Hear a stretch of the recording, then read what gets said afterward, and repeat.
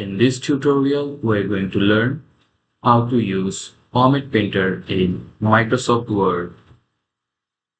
Format Painter helps you copy the style to another text automatically. Simply just highlight your style, click on Format Painter. Now highlight another word what you want to change and done. It's automatically applied. If you want to apply this Format Painter multiple times, highlight your style,